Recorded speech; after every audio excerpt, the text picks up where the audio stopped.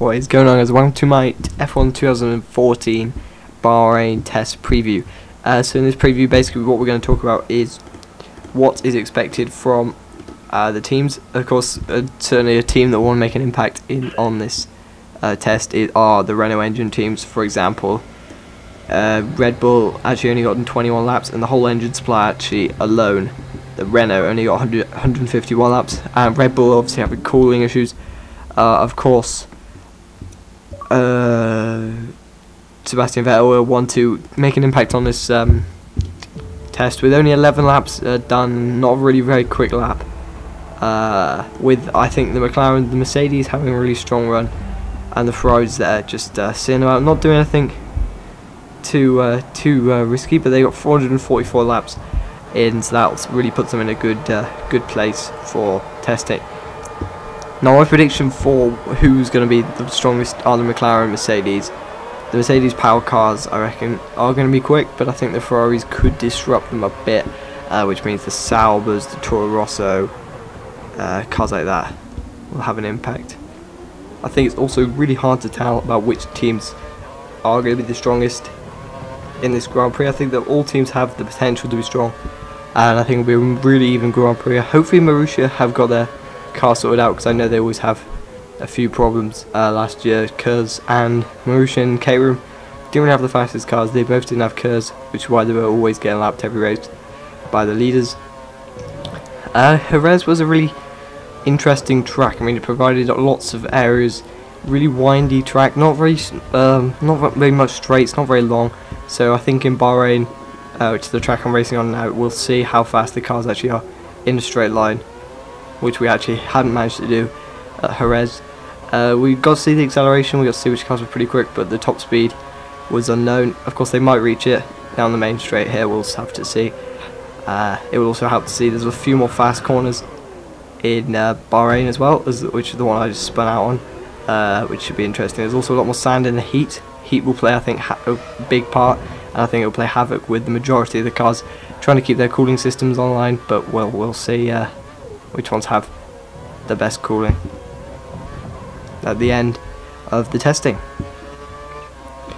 As we come down the back straight now, basically in this commentary I'm actually in a Mercedes last year's car, 2013 car. They were quite a pretty strong car last year, and the car colours look really the same this year.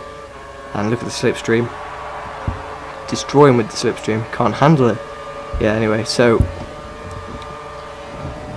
I think Bahrain will provide its own set of challenges for the teams, and I hope they'll all be able to do them over the, I think there's like 4 days, and there's a gap of like 2 days, and then there's another 4 days. So they're there for quite a long time out there, get the heating issues. This is probably one of the hottest tracks apart from Abu Dhabi, but they've both been turned to night races, or evening into night, so the temperatures drop quite quickly, which means that the cars won't have to put up with the heat.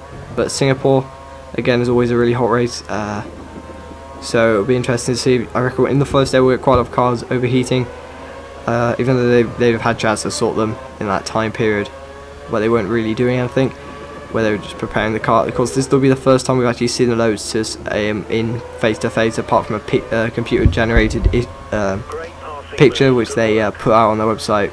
Probably like the fourth one. They all got released on the same day, or over a weekend, which was quite good. I remember refreshing the Ferrari website, waiting to see their car being unveiled, and then I was a bit disappointed because it looks like a Hoover.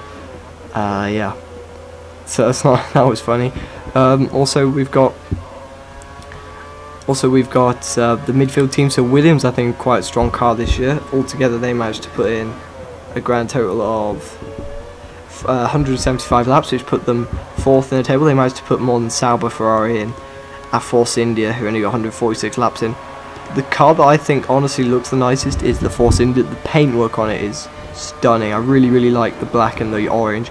It's the same as what some of the team members wore last year. I think the Jackman wore it last year. If you look at some of the pictures, he wore like black, and that looked really good with the orange, and they've put it on the car, which is probably quite a heavily requested feature from them. From the fans, it looked really good. Force India, probably my second favourite team. I do like them. I think they're my team that I raced with in my career series. You want to go and check that out. And I also generally like driving the car. I think it's a pretty even car, especially last year and on this game. There's one of the McLarens run straight on there at the corner. No idea why. Yeah. Also, yeah, even Marussia Ferrari managed to put in more laps than Red Bull, which with 30 laps. Then we've got Toro Rosso and Caterham managed to put in 76 laps, which is really good for them. Hopefully they'll be able to move up, maybe overtake Toro Rosso, which will be good. I also think that Massa will have quite a big impact. Okay, now, so now I'm coming to the end of this video of me basically previewing the test in Bahrain as we come around the last few corners now of the lap. Remember guys, I want to know your opinion on who do you think is going to be the best car this year. Of course, we're not really going to be able to tell till Melbourne qualifying 3 or just the qualifying session in general.